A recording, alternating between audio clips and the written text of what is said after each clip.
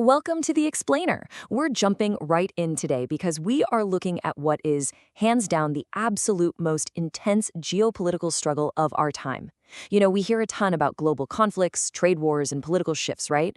But there is this silent battle happening right now that's literally going to dictate the future of human technology, the global economy, and basically global power. We're talking about the semiconductor war of 2026, and this wild phenomenon people are calling the Silicon Curtain. It's incredibly complex for sure, but by the end of our time today, you're going to see exactly how the board is set and what's really at stake. Section 1. The New Global Oil. Okay, let's dive into this. To really wrap our heads around the magnitude of what's happening right now, we kind of have to look backward for a second. Think about the 20th century. Nations literally fought wars over oil. It powered our cars, our factories, the whole shebang. But looking at 2026, the historical shift is undeniable. We've gone from pulling oceans of liquid resources out of the ground to etching our absolute most valuable resource inside ultra-clean laboratories. Silicon has officially, without a doubt, replaced oil as the foundational resource of global power. And here's the ultimate rule of contrast that just makes this so fascinating. We are talking about the entire global economy. Trillions upon trillions of dollars, the fate of actual superpowers, all being dictated by a microscopic resource, a piece of silicon that is literally smaller than your fingernail. It's almost hard to process, isn't it? How something so vanishingly small holds so much weight. But hey, that's the reality of the modern supply chain. Section 2. The brains of AI. Let's move to and see how this builds, because you might be wondering, why does this tiny sliver of material dictate the global economy? Well, every single advanced AI model we talk about, whether it's ChatGPT-6 completely reshaping how we work, or those highly sophisticated autonomous drones deployed in modern conflicts, they all share one massive critical dependency. They rely entirely on advanced microchips. Software gets all the headlines, sure, but it is physically chained to the limitations of the hardware it runs on.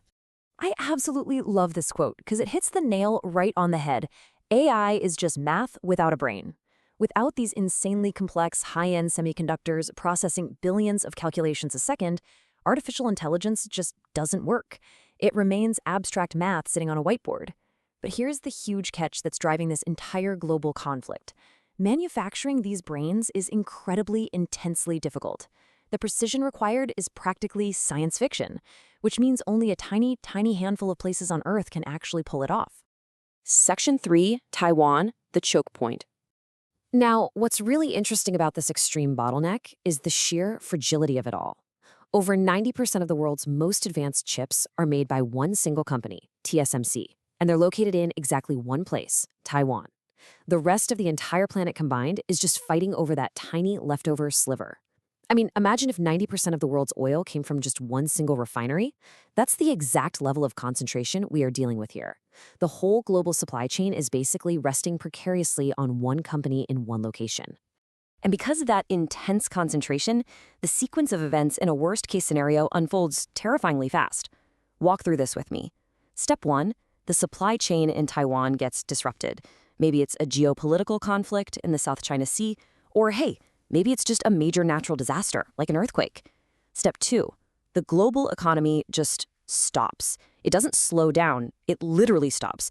We wouldn't be able to manufacture new phones, cars, medical equipment, or defense systems. It's an instant, catastrophic bottleneck. Section 4, the Silicon Curtain. So the crucial point is, world leaders are completely hyper-aware of this massive vulnerability, and that brings us to this idea of chip sovereignty. Superpowers are looking at the risk, and they are neutrally evaluating their options by pouring unprecedented amounts of cash. We are talking hundreds of billions of dollars into bringing chip manufacturing back to their own soil.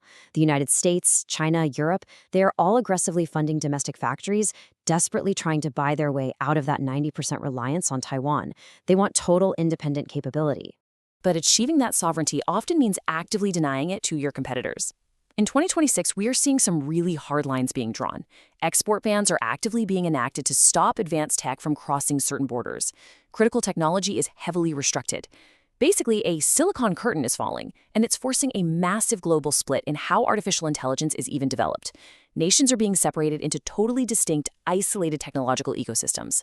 And this whole situation brilliantly illustrates how the global chessboard has completely fractured into 3 distinct camps. First, you've got the established hub, which is Taiwan, basically holding all the cards right now. Then, you have the giants seeking sovereignty, the US, China, Europe, spending billions to build up their own independent defenses. But this massive division? It's creating a huge opening for emerging hubs. Places like India and nations in the Middle East are racing to position themselves in this newly divided market, hoping to become the next big manufacturing powerhouses of the future.